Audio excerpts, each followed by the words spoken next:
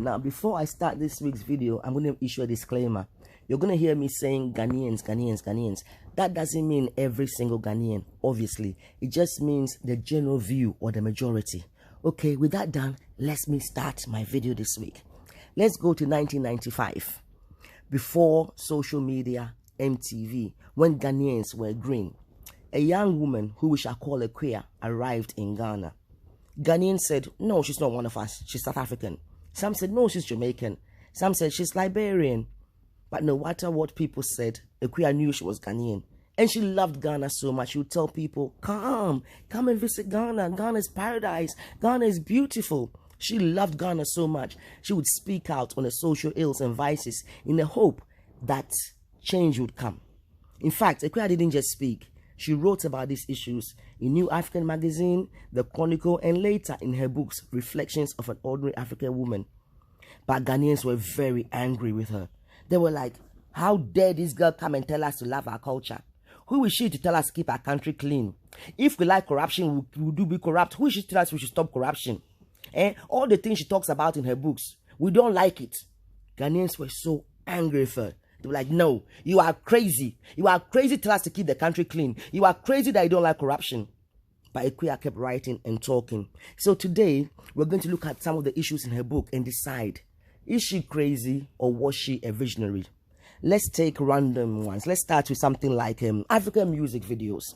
In this piece here, Akua advised the young artists who were coming out in the 90s and early 2000s that, listen, stop copying American hip-hop. Stop with this fake American accents and rapping. Stop with the saggy jeans. We have our own instruments. We have our own fashion. We have our own stories. Use your authenticity. Be yourself and use that to tell your story through music. I'm not saying just go and do ghetto videos. No. But do videos that represent you as a Ghanaian. Stop copying Americans. Oh, Ghanaians are, oh, you the crazy. You the crazy. No, they know what time it is. You're colo. Ghanaians called me crazy. Well, called Akua crazy. Now, let's go to today and look at Afrobeats. Isn't Afrobeats taking over the world? Aren't artists like Burna Boy, Tems, and Tyler winning based on who they are? They're not aping American artists. They're doing music that represents them in their language, in their style. So what Akua was saying more than 20 years ago and she was called insane for, is actually come to pass. So as you watch this video, ask yourself, is that the mind of a crazy person or a visionary? Okay, let's take another topic. Let's see, maybe something like African liberation.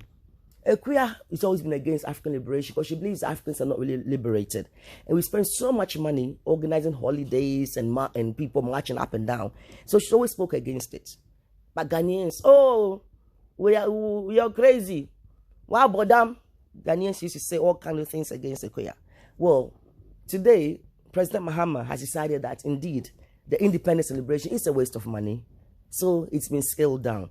So now when you consider this, you ask yourself, was Akua crazy when she was saying this or was she a visionary? Let's try another one. Let's look at the role of first ladies.